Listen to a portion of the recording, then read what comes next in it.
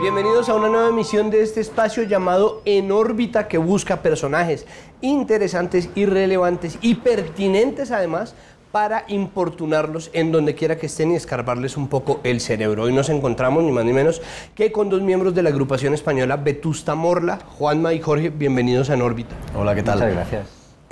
Bueno, a ver, que han aceptado someterse a un temario de 72 preguntas. No, lo primero de lo que yo quisiera hablar es sobre el tiempo que ustedes duraron sin sacar un LP, porque ustedes nacieron hace ya bastante tiempo, 16 años más o menos, y sacaron su primer álbum en el 2008. Primero, ¿por qué se demoraron tanto? ¿Cómo fueron cosiendo ese trabajo? Y cuando finalmente salió, ¿con qué se encontraron? Porque es inusual que haya una banda que dure tanto tiempo preparando como un sonido. Sí, hay varias razones. Hay una artística, que es que nosotros sentíamos que nuestro lenguaje, nuestra forma de comunicarnos a través de la música todavía no estaba cuajada, todavía no estaba madura. Íbamos probando muchas cosas, ¿verdad? Diversos estilos, incluso diversos idiomas. Cantábamos un poquito en inglés, un poquito en español, y aquello estaba todavía como buscando una dirección, ¿no? Entonces nos parecía que grabar en esa fase era un poco, bueno, perder el tiempo de cierta forma, ¿no? Y para nosotros era suficiente con hacer canciones y con mostrarlas al público, tocar en directo y vivir aventuras juntos, ¿no? Era todo lo que necesitábamos, ¿no? Se suma otra cosa. Cuando nosotros empezamos, ir a un estudio de grabación era tremendamente caro y había que encontrar a alguien que tuviera los conocimientos y el dinero para hacer una grabación. Hoy en día es mucho más sencillo. Nosotros en el local tenemos montado un sistema de grabación semidoméstico que casi cualquiera se puede permitir y puede hacer producciones bastante cercanas a lo que sería un estudio, ¿no? Pero entonces no, y era muy complicado. Se nos hacía además un lugar un poco hostil el estudio de grabación cuando empezamos a entrar, ¿no? Las cosas no sonaban como nosotros las sentíamos en vivo en el escenario, que era nuestro, digamos, hábitat natural. Con el tiempo eso ha cambiado y hemos aprendido a utilizar el estudio como una herramienta creativa, como un proceso diferente al vivo, y finalmente llegó este disco, Un día en el mundo, también aupado por la gente que nos seguía, que de repente quería un álbum. De repente nos seguía mucha gente, venía mucha audiencia a los conciertos, pero no teníamos un álbum para mostrar. Eso también hizo que nos animáramos. Consumir, producir, la sangre cubre mi nariz, no sé dónde quedó el rumor que nos vio nacer bajo la jaula al domador.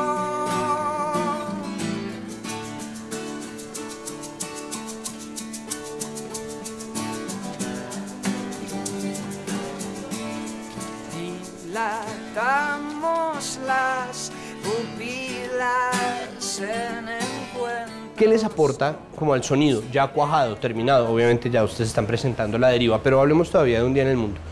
¿Qué les aportaba entonces haber construido un sonido a punta de conciertos, o sea, a punta de presentarse? ¿Qué existía de eso o qué existe de eso en el sonido, en la voz de Vetusta Morla? Bueno, yo creo que durante muchos esos años tampoco estuvimos sin grabar nada. También hicimos algunas EPs. maquetas, algunos EPs, que, como dice Juanma, fueron lo que nos acercaron al estudio y veíamos, sentíamos que lo que tocábamos no era exactamente lo que luego sonaba. Y vas buscando las fórmulas de cómo hacerlo, ¿no? En ese entramado, porque en ese entramado en España no había realmente una posibilidad de que un grupo como nosotros tuviese un espacio por donde salir. Tuvimos que inventarnos la manera para salir nosotros solos, y en el camino se cruzó los productores de los tres discos que tenemos, que con ellos hubo un proceso muy fuerte para un poco buscar esa identidad que necesitábamos. Siempre lo hablamos, ¿no? El primer disco hubo una primera fase que, antes de mostrar casi nuestros temas, lo que hicimos fue poner muchos discos en el estudio y decir, esta parte me gusta, este color de batería me gusta, este sonido de sala me gusta. Y eso fue un poco también retroalimentando un poco cómo se fueron componiendo las canciones. El primer álbum se compuso en dos partes, ¿no? Grabamos primero 4 canciones, que fueron un poco las que intentamos mostrar a discográficas por si alguna estaba interesado y quería trabajar con nosotros, y un año después se grabaron el resto de los temas, ¿no? Entonces ese periodo y hacer esa prueba de esas 4 canciones también te hace dar unos pasos como para ir catando un poco esas sensaciones de sonido, de cómo acercarnos y afinar más, porque, como bien dices, nosotros teníamos claro que al final, después de tantos años, teníamos un directo muy potente y que de alguna manera u otra había que reflejarlo en el disco, ¿no? Y Un día en el mundo fue un poco lo que se buscó, buscar mucho el detallismo de los elementos, que fuese un disco con mucho detalle, con gran variedad de sónicas, hay pianos, hay cuerdas, hay vientos, hay un montón de sintes, cosas muy curiosas, cosa que en los otros discos no ha estado tan presente, ¿no?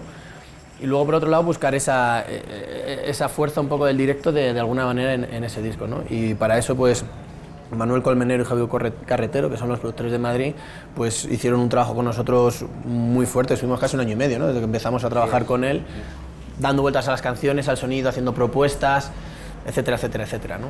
Bueno, Jorge, tú haces percusión. Sí.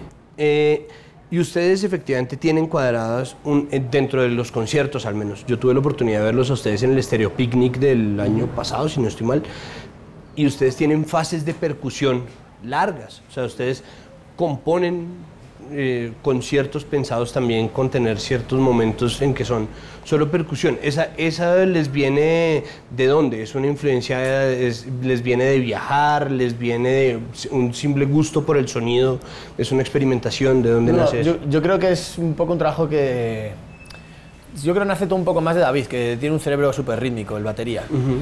Y yo con David llevo tocando toda la vida, y yo por él la verdad es que me dejo guiar muchas veces un montón de elementos, bueno, otras no, pero yo creo que es un poco una comunicación que tenemos él y yo, y que sale de forma natural. Hay canciones un poco más, La Deriva, que es súper percusiva, que la canción, lo que es el centro de la canción, que es un ritmo, eso lo hizo todo David y fue todo más editado y tal, ¿no? Pero luego siempre hay que trasladar todo eso al directo y hay que trabajarlo, ¿no? Y yo con David empecé desde con 16 años, empezamos los dos a tocar percusión tocando el cajón flamenco. Quizá por ahí haya algo, pero no lo sé muy bien. Yo creo que es una cosa muy, como decía antes, muy inconsciente, muy natural y que sale de ahí. Pues buscas las intensidades y no solo son distorsiones, no solo hay masas de sonidos sintetizadores, ¿no? La parte de la percusión es la que más marca o ayuda a la banda a marcar las dinámicas, ¿no? Entonces, bueno, creo que esa parte de percusión también está muy definida por David, porque David no es un batería muy típico de... No tanto quizá por mi percusión, que la mía suele ser más complementaria o en algunas cosas también llevan base, ¿no? Pero esa sensación de percusión, sobre todo en este último disco, es más por el carácter de David tocando la batería, que no es un batería súper clásico de rock, sino que tiene, ya te digo, un cerebro ahí muy... Es un percusionista que toca ha acabado terminado en la batería. En la batería, sí. Y creo que es una de las un poco los puntos fuertes que tiene Vetusta, ¿no? Que rítmicamente se sale un poco a veces de lo normal o de lo esperable, ¿no? Y va por unos derroteros y unos caminos a veces que te sorprende así y dices, y funciona, ¿no? Y dices, pues si funciona, adelante.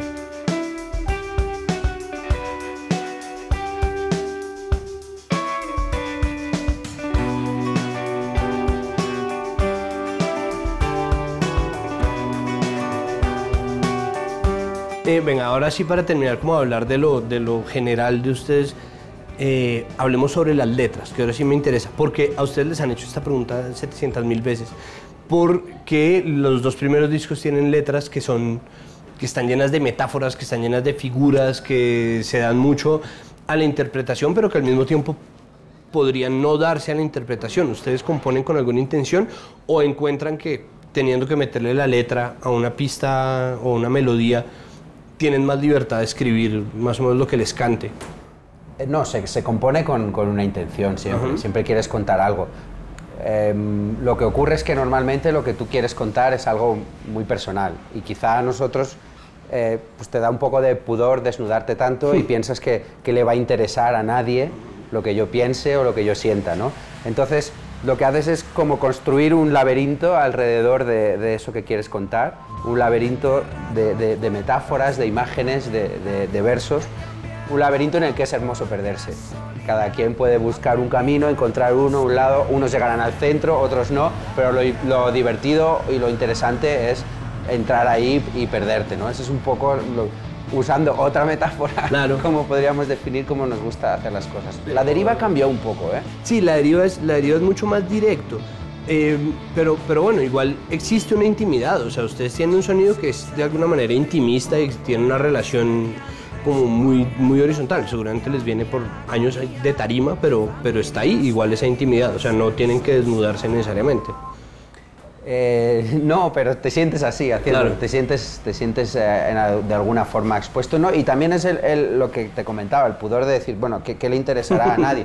Porque pienso que realmente las canciones para la gente, el valor que tienen no es que yo haya exorcizado mis demonios y hecho una terapia personal. El valor que tienen es que activan los recuerdos, los sentimientos, las emociones de quien los escucha. O sea, son como artefactos, como si fueran iPhones emocionales con los que puedes hacer cosas, ¿no? Entonces, si yo impongo mi historia, yo impongo mi intención al escribir la canción, eso deja de funcionar, ¿no? Sí. ¿Y el cambio en las letras de La Deriva es deliberado o simplemente se fue dando así? ¿Fueron escribiendo letras un poco menos laberínticas y un poco más...? Porque todavía tienen figuras, o sea, están llenos de imágenes. Sí, nuestros cambios siempre son paulatinos, somos gente que cambia poco a poco, entonces todo hay que ponerlo entre comillas, no hay cambios radicales. Pero sí que notamos que las cosas de las que nos apetecía hablar, de alguna manera sentíamos que eran experiencias con las que la gente podía empatizar más fácilmente. No eran tan personales. Estábamos hablando de un poco de experiencias comunes que muchas personas podían sentir. Estábamos hablando de desarraigo, de emigración, estamos hablando de rabia ante la situación social que nos rodea en nuestro país y en el mundo. Estamos hablando, por irnos al otro lado un poco más lúdico, del Tour de Francia, de los veranos, aquellos interminables, viendo la televisión, durmiendo la siesta con las etapas del Tour de Francia. O sea, nos estamos refiriendo a experiencias que entendemos que son más comunes y más compartidas por la gente y que en sí mismas ya generan empatía. No hace falta, ya no tenemos ese pudor de decir, bueno, ¿qué le importa a nadie lo que yo siento? ¿No? Ya nos estamos compartiendo algo de una forma más empática.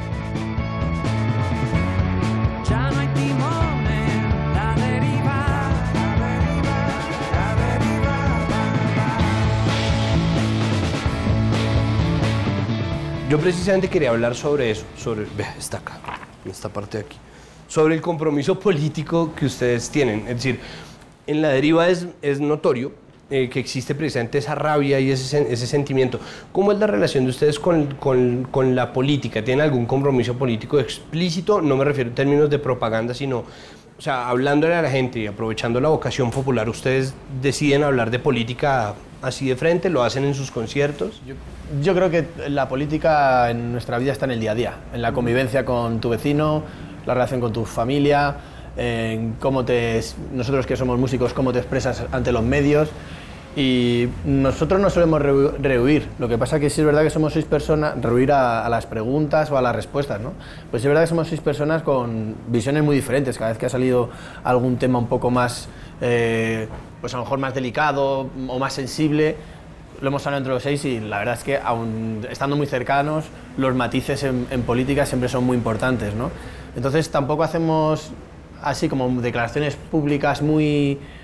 Tampoco nos ha salido la oportunidad, pero no nos gusta en el nombre de la banda hablar el nombre de los 6, porque, ya te digo, la política es uno mismo y creo que hasta un poco feo coger una banda, una bandera y decir, somos esto, ¿no? Creo que desnaturaliza un poco también el sentido de lo que luego comunicas con las canciones, ¿no?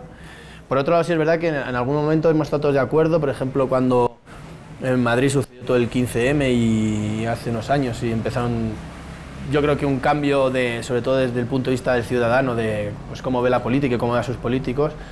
Sí que hicimos alguna acción en el escenario, pero porque los 6 nos vimos muy, muy comprometidos. Me acuerdo una en Sevilla, que había un parón en protesta, un parón ciudadano, coincidía con nuestra hora del concierto y justo con la hora que empezamos empezamos el concierto con un silencio, pero más que nada como una medida de expresión personal, ¿no? En ese momento los 6 además estábamos de acuerdo y para nosotros es importante, estás contando cómo te sientes en una canción, ¿no? Pues antes de tocar igual, expresarse creo que es algo fundamental en todas las sociedades en las que se vive para que haya realmente una convivencia y armónica entre todas las partes y todos los miembros de una comunidad, ¿no? ¿A ustedes les va mejor en dónde? ¿En Europa o en Latinoamérica? En Latinoamérica. En Latinoamérica. Aquí los adoran. Entonces por eso es la pregunta también, es cómo les ha ido en... En Europa, casi todos los conciertos que hemos hecho estaban destinados a los españoles que están desplazados en París, en Berlín, en Londres, en Edimburgo. Aspiramos, por supuesto, si fuera posible, a tener un mercado allá, ¿no? Para los nativos, los franceses, los alemanes, los ingleses, pero siendo honestos, el único país donde parece que podría suceder eso es en Alemania, ¿no?